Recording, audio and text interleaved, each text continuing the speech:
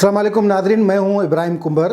Nadreen, justice कादी फायज़ साहब supreme court में इस वक्त सीनियरिटी के बुनियाद पे चौथे नंबर पे सीनियर जज हैं, लेकिन गुज़िश्ता 2 सालों से वो जो कुछ भुगत रहे हैं वफाकी हुकूमत या हुकूमत के वज़ीर, मशीर और मुआवरीन जो हैं, जिन्होंने जस्टिस एक सुप्रीम कोर्ट के जज के ख़िलाफ़ जिस तरह प्रोपेगेंडा की है, वो इसी वक्त उसका तसलसल जारी है। आज हम अपनी वीडियो में जस्टिस कादी फायज़ साहब के ख़िलाफ़ हुकूमती मुआविन और मजहबी आलम की तरफ से जो ख़त लिखा गया चीफ़ जस्टिस को, उस ख़त में क्या लिखा है और फिर उस ख़त का जो जवाब दिया है जस्टिस कादी फायज़ साहब ने, उसके तफसीलात आपको बताएंगे। हम अपनी वीडियो में उस ख़त का अक्स भी आपको दिखाएंगे जिसमें जस्टिस कादी फायज़ साहब उस हुकूमती मुआविन और मजहबी आलिम से मुखातिब हैं। उस ख़त के जो मंदरजात क्या हैं वो भी हम आपको बताएंगे, और उस ख़त में जो जस्टिस कादी फायज़ साहब ने तफसील बयान की है, तकरीबन 7 सफ़हात पे मुश्तमिल ये ख़त है, और उस ख़त में शुरू से लेकर आखिर तक जस्टिस कादी फायज़ साहब ने जो कुछ लिखा है वो हम आज अपने नाज़रीन को बताएंगे। लेकिन उससे पहले इस ख़त का पस मंज़र भी आपको बताएं कि जस्टिस कादी फायज़ साहब अपने इस पूरे टेन्योर में, यानी इस्लामाबाद बलूचिस्तान हाई कोर्ट के चीफ़ जस्टिस बनने से पहले, बनने के बाद और सुप्रीम कोर्ट का जज बनने के बाद उन्होंने किसी बार से पहली मरतबा खिताब किया है। इस्लामाबाद हाई कोर्ट की बार की तरफ से उन्हें दावत दी गई थी और वहाँ पे इस्लाम और आइन के रोशनी में बुनियादी हुकूक के उन्वान से एक तकरीब थी जिसमें जस्टिस कादी फायज़ साहब ने अपना मकाला जो वो पढ़ा, वो तहरीर करदा मकाला उन्होंने पढ़ा। और उसके बाद इस मुआविन जो कि पंजाब में होते हैं और उसके नाम से आप वाकिफ़ होंगे, मौलाना, बल्कि अल्लामा ख़ुद को कहलवाते हैं मौलाना ताहिर अशरफ़ी। मौलाना ताहिर अशरफ़ी जो कि ख़ुद पाकिस्तान उलमा काउंसिल के ख़ुद साख्ता सरबराह हैं, और आपको पता है कि मौलाना ताहिर अशरफ़ी एक साइड जो उनकी है वो लिबरल भी हैं, यानी थोड़े बहुत, मतलब ज़्यादा नहीं। लेकिन उन्होंने जो ख़त लिखा chief justice of Pakistan justice गुलजार अहमद को, उस ख़त में क्या था वो भी जस्टिस कादी फायज़ साहब ने जो जवाब दिया है उसमें से ज़ाहिर होता है। ये उम्मीद नहीं थी ताहिर अशरफ़ी साहब से, क्योंकि उनका अपना हल्का अहबाब भी है, लेकिन उन्होंने जस्टिस कादी फायज़ साहब पे और तो और लेकिन ऐसा इल्ज़ाम धर दिया है जिसकी उम्मीद कम अज़ कम ताहिर अशरफ़ी से नहीं की जा सकती थी। बहरहाल चीफ़ जस्टिस को मौलाना ताहिर अशरफ़ी ने जो ख़त लिखा है, उस ख़त का आज जवाब जस्टिस कादी फायज़ साहब ने दिया है। वैसे जस्टिस कादी फायज़ साहब गुज़िश्ता 2 सालों से reference judicial council, supreme court, फिर सदारती रेफरेंस के ख़िलाफ़ अपील, फिर नज़रसानी अपील, FBR का मामला, उनके ख़ानदान के गिर्द जो घेरा तंग हो रहा था उसमें फंसे हुए हैं। लेकिन वक्त ब वक्त फिर हुकूमत के मुआविन हों या वज़रा हों, और या फिर ऐसे हर हुकूमत की हिमायत करने वाले मौलाना साहब हों, वो उनके पीछे पड़े रहते हैं। जस्टिस कादी फायज़ साहब ने अपनी पटिशन में, या सरीना फायज़ साहब ने अपनी पटिशन में फवाद चौधरी, उसके अलावा शहबाज गिल या फिरदौस आशिक अवान उनके नाम लेकर, बल्कि सरीना फायज़ साहब ने तो फवाद चौधरी के ख़िलाफ़ तौहीन अदालत की भी दरख्वास्त की है। लेकिन सुप्रीम कोर्ट अपने ही जज के ख़िलाफ़ जो लोग बातें करते हैं, फिर हुकूमत में हो या कहीं भी हो, लेकिन उस मामले पे सुप्रीम कोर्ट फिर चुप हो जाती है। ये फ़कत जस्टिस कादी ईसा का मसला नहीं, लेकिन जस्टिस कादी फायज़ साहब का इस वक्त भी स्टेटस वो सुप्रीम कोर्ट के जज हैं। तो इसका मतलब जो कुछ भी फवाद चौधरी कहें या फिरदौस आशिक अवान कहें या अनवर मंसूर कहें या फ़रोग नसीम कहें या मौलाना ताहिर अशरफ़ी कहें, वो सुप्रीम कोर्ट को कह रहे हैं, वो एक इदारे को कह रहे हैं, और ऐसे इदारे को जिस इदारे का बुनियादी तौर पे आइन और कानून के तहफ़्फ़ुज़ का काम है, खल्क़ खुदा को इंसाफ देना उनका प्राइम जो दायरे इख्तियार है या काम है जो आइन ने उनको दिया हुआ है। लेकिन जस्टिस कादी फायज़ साहब के हवाले से सुप्रीम कोर्ट ने खुद जो ऐसा रवैया इख्तियार किया है, तो हो सकता है कि लोगों को یہ شے ملتی ہو کہ جب سپریم کورٹ کے جج ہی اپنے جج سے ان کی نہیں بنتی اور سپریم کورٹ کے جج ہی ان کے خلاف ہیں تو پھر ہمیں بھی کہنے والا کوئی نہیں ہوگا. اسی لیے اور جب فواد چودھری کوئی بات کرتا ہے ان کے خلاف توہین عدالت درخواست بھی آتی ہے, اس درخواست پہ بھی جب عمل درآمد نہ ہو, سپریم کورٹ کوئی کارروائی نہ کرے اور بار بار استدعا کے باوجود عدالت یا جج صاحبان وہ اس کو نظر انداز کرتے ہیں اس استدعا کو, تو پھر طاہر اشرفی سمیت تمام لوگوں کو پھر یہ موقع ملتا ہے کہ وہ جسٹس قاضی فائز صاحب کے خلاف جو ان کے منہ میں آئے وہ کہہ دیتے ہیں یا لکھ کر بھیج دیتے ہیں. اس جو مولانا طاہر اشرفی صاحب نے جو چیف جسٹس کو خط لکھا ہے اس میں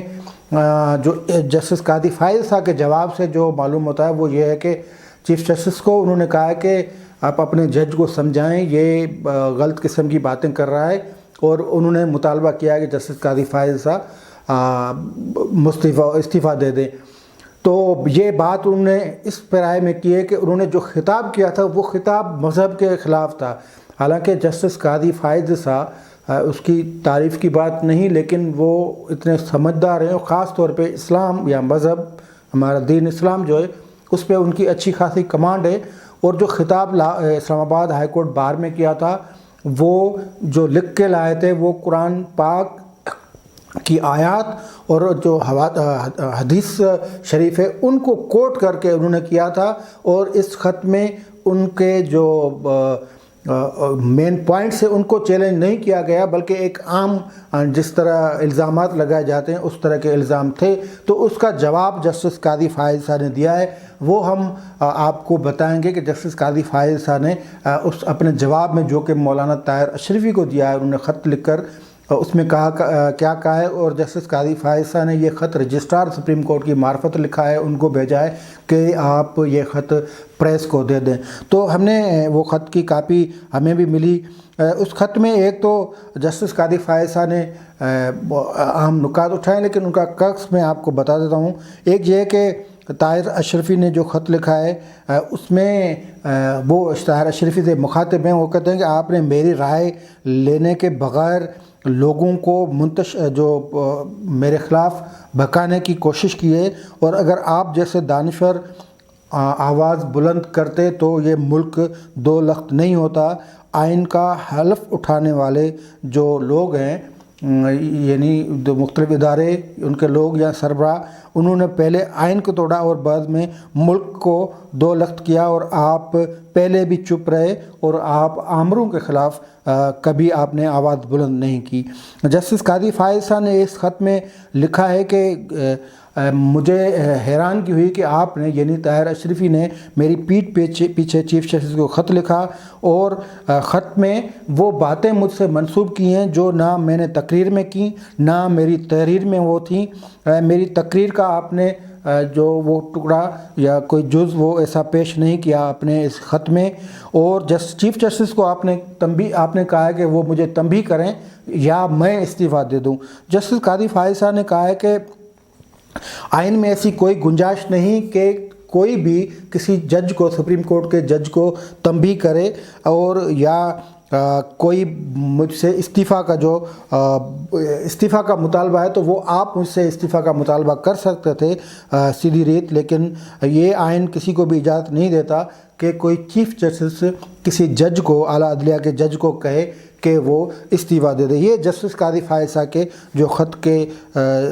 جو ان میں خط کے جملے ہیں یا الفاظ ہیں, اقتباس جو ہے وہ میں آپ کو پڑھ کے بتا رہا ہوں. تو جسٹس قاضی نے کہا کہ کوئی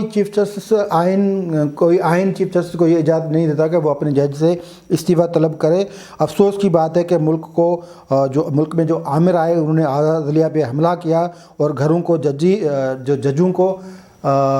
جبری طور پہ گھر بھیجا گیا, اور افسوس کی بات ہے کہ آپ جیسے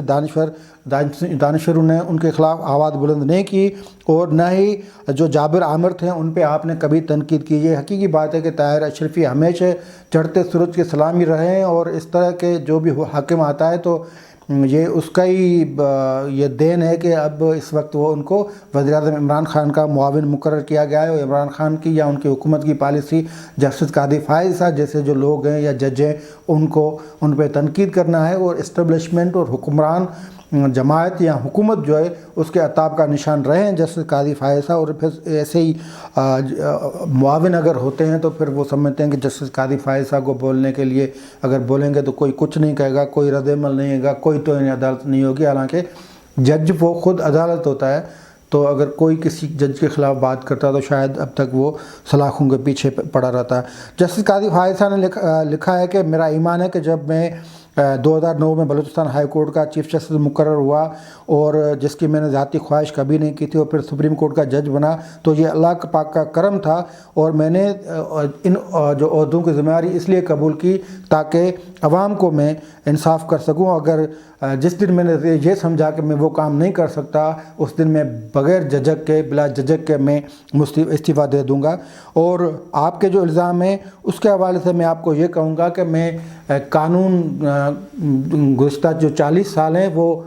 قانون میں اس میں رہا ہوں، قانون کے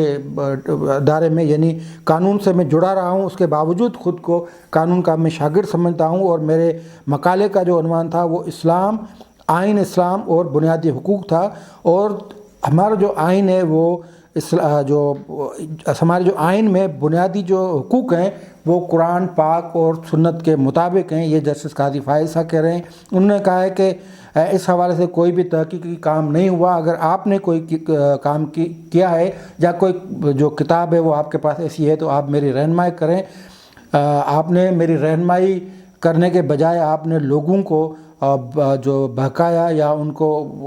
میرے خلاف کرنے کی کوشش کی، اور آپ نے اپنی ذاتی رائے، اور جو آپ کی اپنی ذاتی رائے وہ قرآن پاک اور حدیث کے سے مطابقت نہیں رکھتی۔ انہوں نے کہا کہ جسٹس قاضی فائز صاحب کہہ رہے ہیں کہ میں خود کو اسلامی علم کا ماہر نہیں سمجھتا، لیکن آپ کے سامنے کچھ نکات رکھتا ہوں۔ کسی بھی ملک کا آئین فقط مسلمانوں کے لیے نہیں ہوتا، لیکن وہ ملک کے پورے شہریوں کے بیچ میں ایک میثاق ہوتا ہے، اور سورہ نساء میں میثاق پہ پابندی کا کہا گیا ہے، یعنی میثاق کی پابندی کا کہا گیا ہے، اور اس آیت کا ترجمہ یہ ہے کہ مگر ان لوگوں کے خلاف نہیں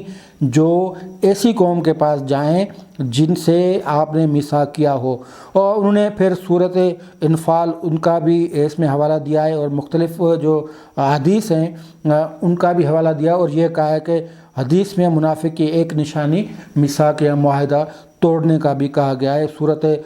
بقر جو ہے ان کی آیت کا بھی حوالہ دیا گیا، مختلف قرآن پاک کی آیات اور جو حدیث ہیں ان کا بھی قاضی فائز صاحب نے جسٹس قاضی فائز صاحب نے حوالہ دیا ہے اس خط میں، اور یہ کہا ہے کہ آئین میں غداری کی جو غداری سنگین جرم ہے آئین میں، جس کی سزا موت بھی ہو سکتی ہے۔ یہ یقیناً ہے کہ قرآن یا سنت میں پاکستان کے آئین کا کوئی ذکر نہیں ہے، اور غداروں کے لیے سزا بھی مقرر نہیں، لیکن سورہ بقر کی آیت نمبر 256 میں یہ کہا گیا کہ دین میں کوئی جبر نہیں۔ جسٹس قاضی فائز صاحب نے یہ خط میں یہ بھی لکھا ہے کہ ان لوگوں کو جن لوگوں نے آئین کی پاسداری کا حلف اٹھایا، انہوں نے ہی اس حلف کی خلاف ورزی کی، حلف کو توڑا، اور اس کے نتیجے میں ہم آدھا جو ملک ہے وہ گنوا چکے ہیں۔ لیکن آپ جیسے جو دانشور ہیں وہ ان کے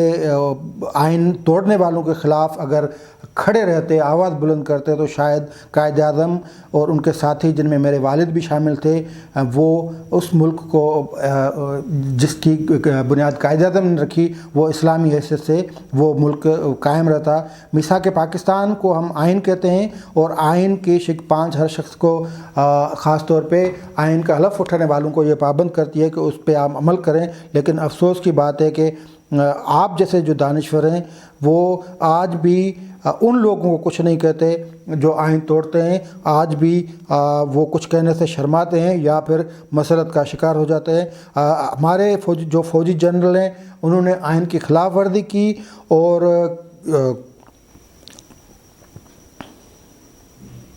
جس کی سزا جو ہے وہ پاکستان کے پورے شہریوں کو وہ ملی ہے، لیکن آپ نے کبھی ان کے خلاف پہلے بھی آواز بلند نہیں کی اور آج بھی نہیں کی۔ جسٹس قاضی فائز صاحب نے اس خط میں آخر میں یہ کہا ہے کہ آپ کی جو تنظیم کا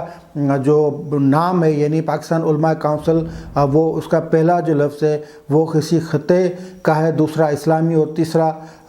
دوسرا عربی لفظ ہے، اور تیسرا جو ہے وہ इंग्लिश लफ्ज़ है, यानी पहला उर्दू, दूसरा अरबी और तीसरा इंग्लिश लफ्ज़ है। क्या मैं ये आपको कह सकता हूँ कि आपने जो अपनी तंजीम का नाम रखा है वो क्या शरई है? फिर जस्टिस कादी फाइज साहब ने यह भी कहा है कि आपने बग़ैर सोचे समझे किसी मुसलमान पे इल्ज़ाम लगाया है और ये बिल्कुल गैर शरई काम है। ये जस्टिस कादी फाइज साहब ने मौलाना ताहिर अशरफी को ख़त लिखा है और उन्हें करारा जवाब दिया है, जो ख़त उन्होंने जस्टिस कादी फाइज साहब के ख़िलाफ़ चीफ़ जस्टिस गुलजार अहमद को लिखा था। तो मौलाना ताहिर अशरफी को कोई कहे कि आप अपना काम करते रहें, इन मामलात में मुदाखलत ना करें, और सुप्रीम कोर्ट का मामला है, कल को आपको तो इन्हें अदालत का नोटिस भी मिल सकता है। अगर चीफ़ जस्टिस चाहें तो इस ख़त के बुनियाद पे, जिसमें उन्होंने एक सुप्रीम कोर्ट के एक सीनियर जज को निशाना बनाया ताहिर अशरफी ने, उसका वो मोटो नोटिस लेकर ताहिर अशरफी को बुला भी सकते हैं और उनसे जवाब तलबी भी कर सकते हैं। लेकिन सवाल ये पैदा होता है कि चीफ़ जस्टिस आखिर इन मामलात में, या सुप्रीम कोर्ट आखिर जस्टिस कादी फाइज साहब के मामलात में खामोश क्यों हैं? आज के लिए इतना ही, दीजिए इजाज़त। अल्लाह हाफ़िज़।